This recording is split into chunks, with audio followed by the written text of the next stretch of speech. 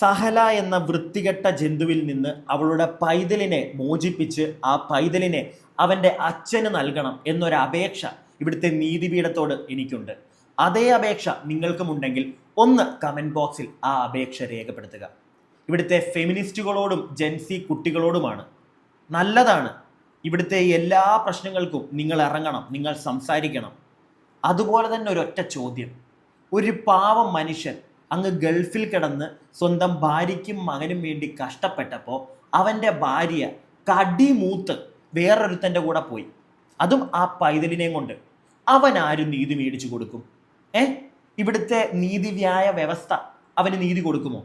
ആ പൈതലിനെ അവനിലേക്ക് തിരിച്ചെത്തിക്കുമോ? ഏവർക്കും എൻ്റെ പുതിയൊരു വീഡിയോയിലേക്ക് സ്വാഗതം.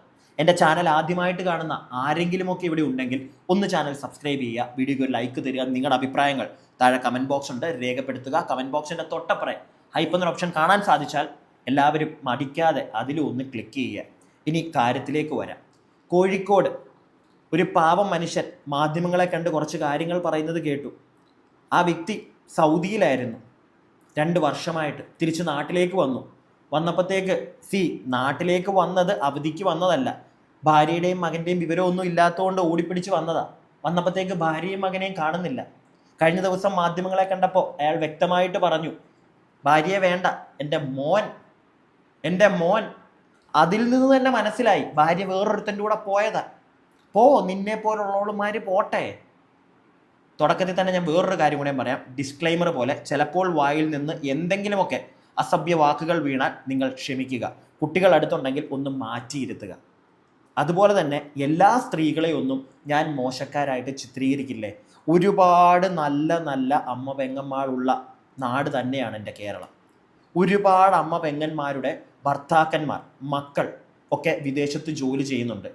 അവർക്ക് വേണ്ടി പ്രാർത്ഥിച്ച് വീട്ടിലിരിക്കുന്ന ഒരുപാട് ചേച്ചിമാരുണ്ട്. പക്ഷെ ചിലവളുമാരുണ്ട് കടി മൂത്തിട്ടിരിക്കുന്നത്. അത് ഈ ഗൾഫിൽ ഭർത്താക്കന്മാരെ ജോലി ചെയ്യുന്ന ആളുകൾക്ക് മാത്രമൊന്നും അല്ല, നാട്ടിൽ കൂടെയുള്ള ഭർത്താവിനെ പറ്റിച്ചിട്ട് വേറൊരുത്തൻ്റെ കൂടെ പോകും. എന്നിട്ട് അവനിൽ നിന്ന് അടുത്ത ആളെ കണ്ടുപിടിക്കും, എന്നിട്ട് അങ്ങോട്ടേക്ക് ചാടും. അല്ല, അങ്ങനെയുള്ള കുറച്ച് ആൾക്കാരെ നമ്മൾ കണ്ടിട്ടുണ്ടേ. അതുകൊണ്ടാണ് ഒരിടത്ത് നിൽക്കാൻ പറ്റത്തില്ല. അത് എന്ത് തരം അസുഖമാണെന്ന് ഞാൻ വിവരിക്കാൻ നിൽക്കുന്നില്ല, നിങ്ങൾ തന്നെ മനസ്സിലാക്കിയാൽ മതി.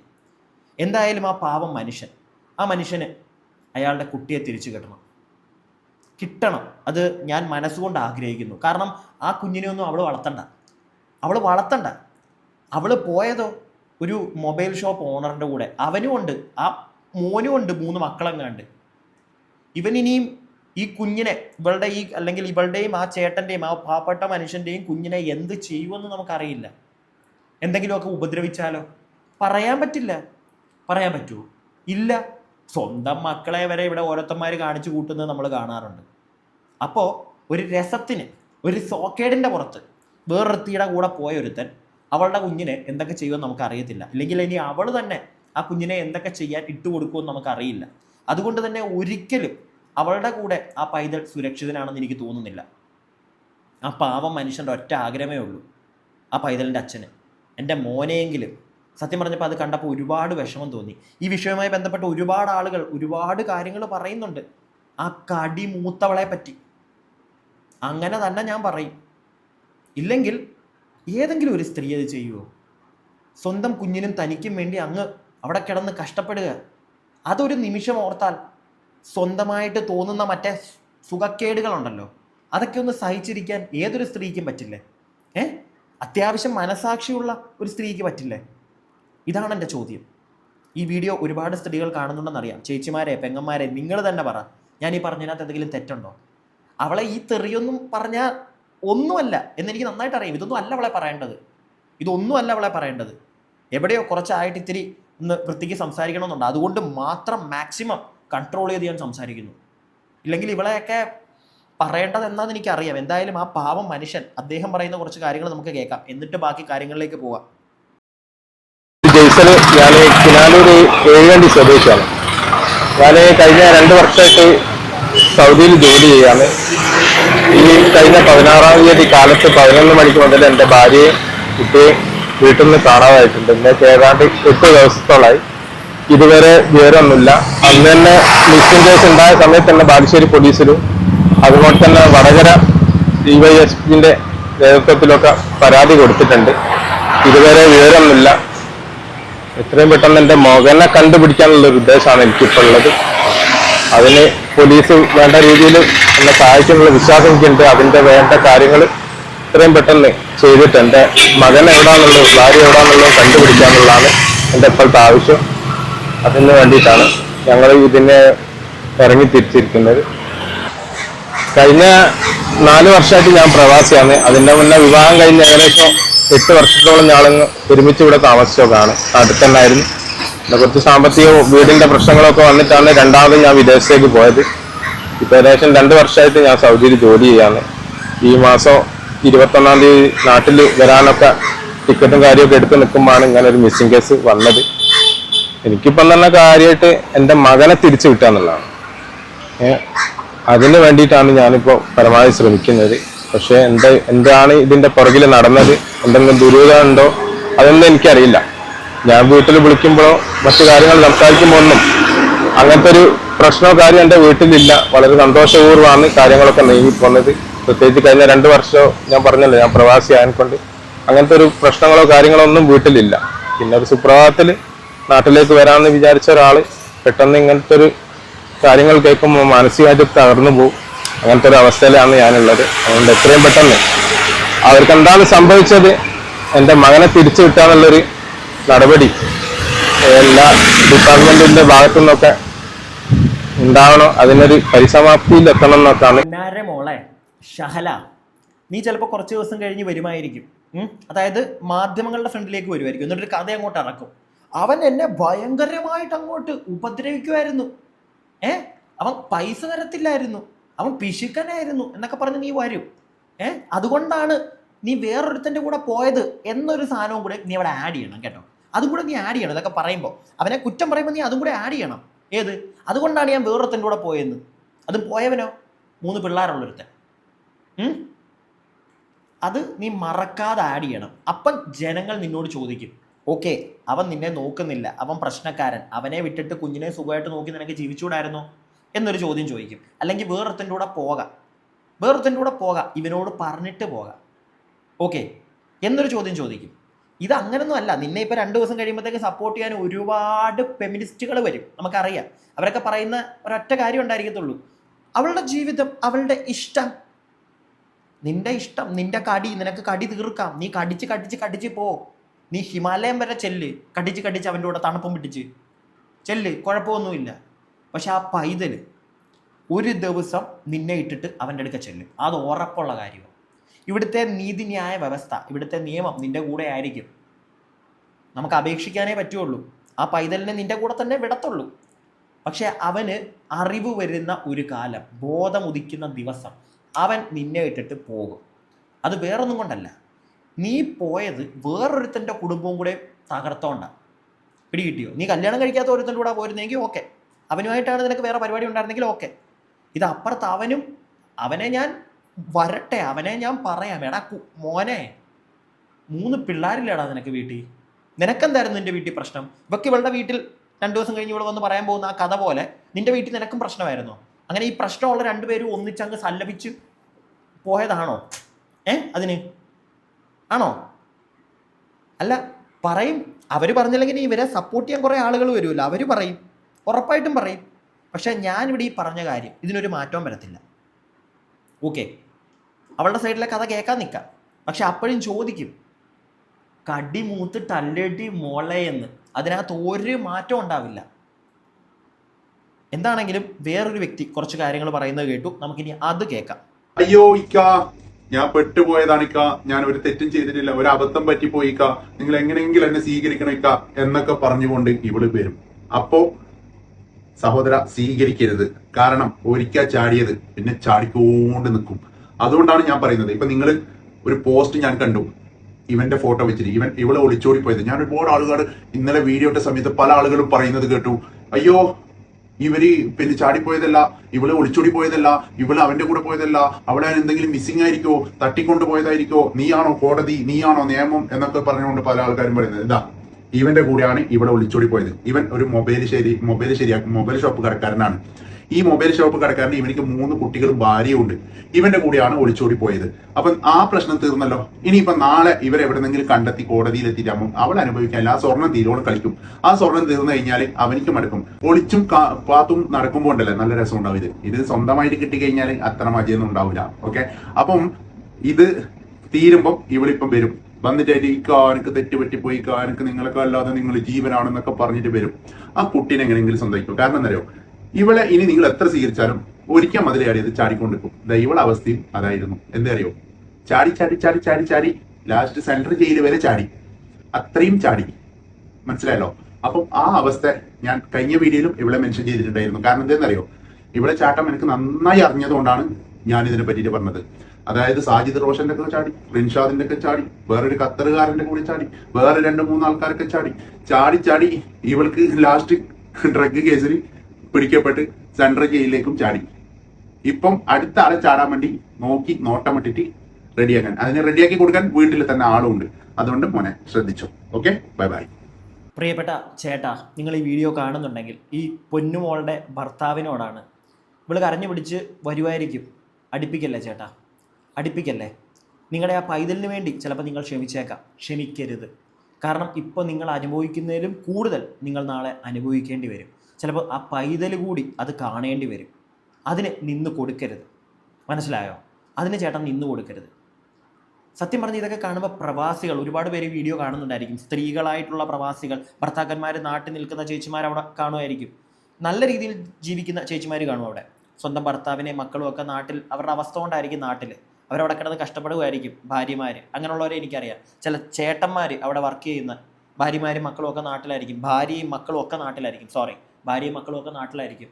നല്ല രീതിയിൽ കഷ്ടപ്പെട്ട് മക്കൾക്ക് വേണ്ടി, ഭാര്യയ്ക്ക് വേണ്ടി, അല്ലെങ്കിൽ ചേച്ചിമാരവിടെ നിൽക്കുന്നവർ ഭർത്താവിനും മക്കൾക്കും വേണ്ടി കഷ്ടപ്പെടുന്ന ഒരുപാട് പേരുണ്ട്.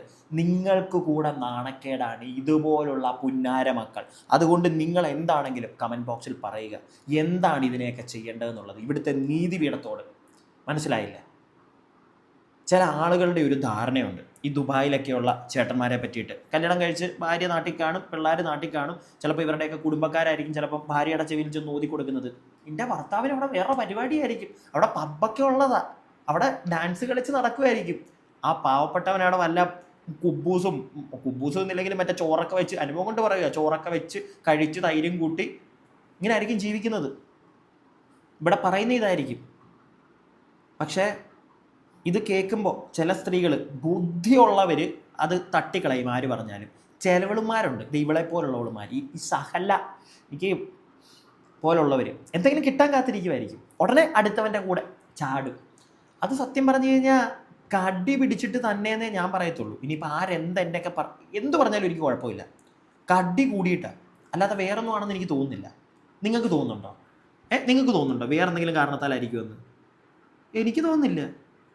എന്താണെങ്കിലും ഇനി വേറൊരാൾ കുറച്ച് പറയുന്നുണ്ട്, നമുക്ക് അതും കൂടി ഒന്ന് കേൾക്കാം. ഇവര് ഭർത്താവിന്റെ വീട്ടിൽ നിന്ന് ബാങ്കിലേക്കാണെന്ന് പറഞ്ഞിട്ടാണ് ഇവർ ഇറങ്ങിയിട്ട് പിന്നെ ഇവർ തിരിച്ചു വന്നിട്ടില്ല.